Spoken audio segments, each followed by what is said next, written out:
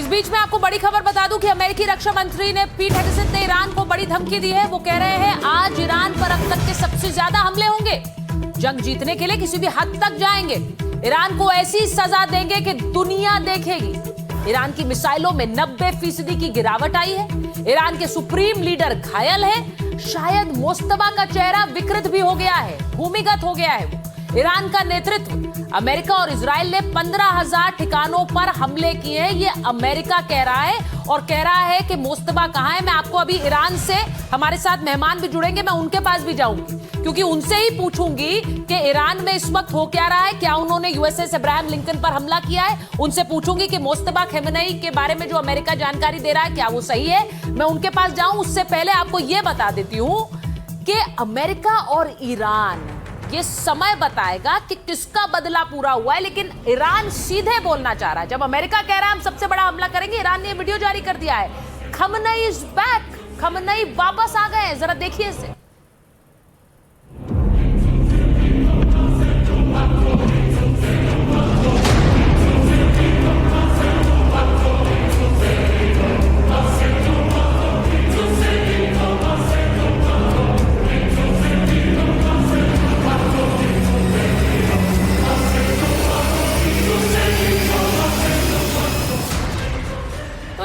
जारी करके वीडियो बता दिया है कि उनका सुप्रीम लीडर उनके साथ बने हुए हैं। और ये वीडियो किसके लिए जारी किया है? ये वीडियो जारी हुआ है अमेरिका और डोनाल्ड ट्रंप के लिए।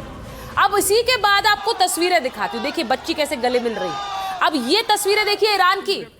तेहरान में ये भीड़ बताने के लिए काफी है कि सुप्रीम लीडर मोस्तफा खमनेई को लेकर किस तरह लोग सड़कों पर उतर रहे हैं और वो अमेरिका का सामना करने के लिए प्रतिबद्धता दिखा रहे हैं। खिदमतगुजार कोचक در این مجموعه راه رفتن مسکن عرصه‌های مختلفشون از روز کردید و به دنیا مخابره کردید। और तेहरान में ये बार बार बताने की कोशिश की जा रही है कि बड़ी संख्या में लोग अमेरिका से लोहा लेने के लिए तैयार हैं। उन्हें कोई फर्क नहीं पड़ता कि अमेरिका हमले के दावे करता रहे। अब मैं आपको यह भी बताती हूं कि मोस्तफा खेमनेई को लेकर जो चर्चाएं हैं, जो रिपोर्ट्स कह रही हैं, वो क्या कहती हैं। ईरान के नए सुप्रीम लीडर मोस्तफा को लेकर दावा किया गया है। इंटरनेशनल मीडिया के मुताबिक मोस्तफा घायल है, वो कोमा में है और एक पैर गंवा चुके हैं। हवाई हमले में घायल हो गए थे मोस्तफा खेमनेई, ये कहा जा रहा है। आपने डोनाल्ड ट्रंप का बयान भी सुना। डोनाल्ड ट्रंप भी कह रहे हैं कि मैंने सुना है कि वो घायल हो गए। अब मोस्तफा की लोकेशन को लेकर रिपोर्ट्स में क्या दावा किया गया है? वो कह रहे हैं कि तेहरान के सीना यूनिवर्सिटी हॉस्पिटल में भर्ती किए गए हैं, क्योंकि वो बुरी तरह से घायल है और वहीं पर उनका पूरा सुरक्षा घेरा है। अस्पताल के एक हिस्से को पूरी तरह सील किया गया है। कड़ी सुरक्षा के बीच वहां पर उनका इलाज चल रहा है। स्वास्थ्य मंत्री और सर्जन मोहम्मद रजा ये इलाज कर रहे हैं और इनको लेकर ये जानकारी सामने आई है। अब आप सोचिए अगर ऐसी लोकेशन सामने आई तो क्या वहां पर हमले का डर नहीं है? क्योंकि आपने नेतन्याहू का भी बयान सुना। अब मुस्तफा को लेकर भले ही घायल होने के दावे किए जा रहे हैं, लेकिन ईरान लगातार इजराइल पर हमला कर रहा है। ये तस्वीरें देख लीजिए। ये एक तरफ तेहरान में भीड़ जुट रही है तो दूसरी तरफ नॉर्दर्न इजराइल में ईरान के हमले जारी है। ये मिसाइल हमला किया गया है और मिसाइल हमले में देखिए कितना नुकसान हो रहा है। 33 लोग घायल हो गए। जरा दिखाइए।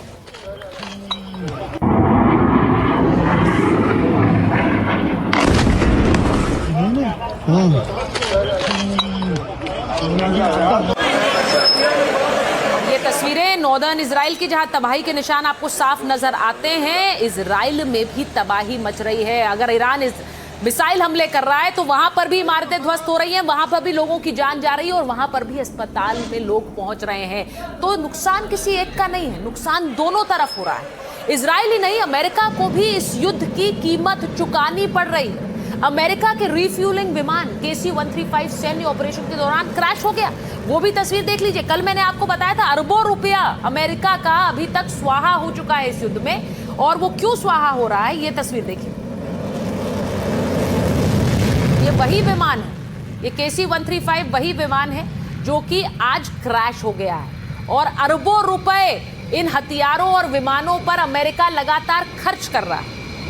अब इन्हीं नुकसानों के बीच ट्रंप के लिए परेशान करने वाली खबर भी सामने आई। जो ट्रंप ईरान के परमाणु ठिकानों को तबाह करने का दावा कर रहे थे, अब वही ट्रंप ईरान में ग्राउंड ऑपरेशन की तैयारी करने के लिए मजबूर हो रहे हैं। आखिर जीत गए हैं अगर वो जंग, तो जमीन पर उतरने के बारे में क्यों सोच रहे हैं? ईरान ने अपना यूरेनियम, कहा जा रहा है, एक ऐसी जगह पहुंचा दिया है जहां तक पहुंचना अमेरिका की मिसाइल्स के लिए मुश्किल है, उसके B-2 बॉम्बर्स के लिए भी मुश्किल है, और इसीलिए इस ठिकाने तक जमीन पर उतरना जरूरी होगा।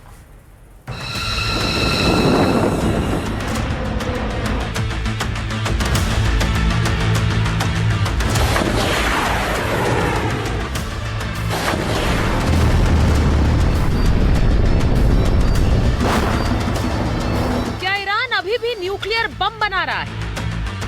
क्या ईरान का यूरेनियम भंडार अभी भी सुरक्षित है? क्या ईरान के परमाणु ठिकानों को तबाह करने में ट्रंप फेल हो गए? ये वो सवाल है जो अमेरिकी खुफिया एजेंसी की रिपोर्ट सामने आने के बाद उठने लगे, क्योंकि युद्ध अब निर्णायक मोड़ पर है। इजरायली लड़ाकू विमान ईरान में 200 से ज्यादा ठिकानों पर हमले कर चुके हैं। ईरान भी मिडिल ईस्ट में कई अमेरिकी बेसों को निशाना बना चुका है। ट्रंप पहले भी कह चुके हैं कि युद्ध का मकसद ईरान में रिजीम चेंज और परमाणु कार्यक्रम को तबाह करना है। लेकिन युद्ध के 2 हफ्तों के बाद ये सामने आया कि ईरानी वैज्ञानिक परमाणु हथियार बनाने की दिशा में काम कर रहे हैं, और जिस गुप्त ठिकाने पर यह हो रहा है उसका नाम पिकैक्स माउंटेन।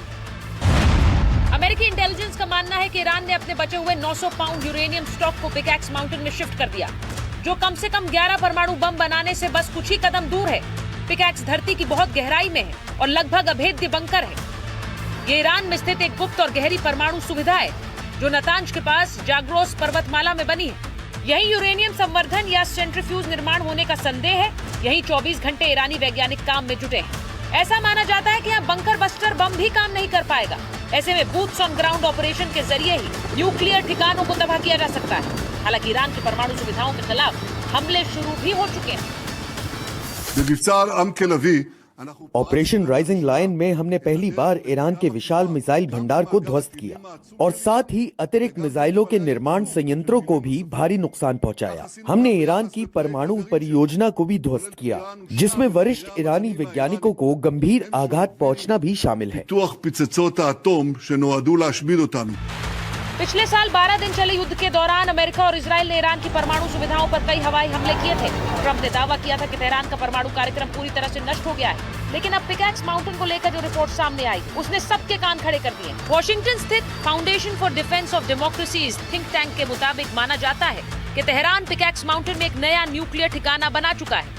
ईरान पर यह भी आरोप है कि उसने अपने नतांज से लगभग 1 मील दूर स्थित पिकैक्स माउंटेन पर एक नई अत्याधुनिक किलेबंद सुविधा का निर्माण किया है।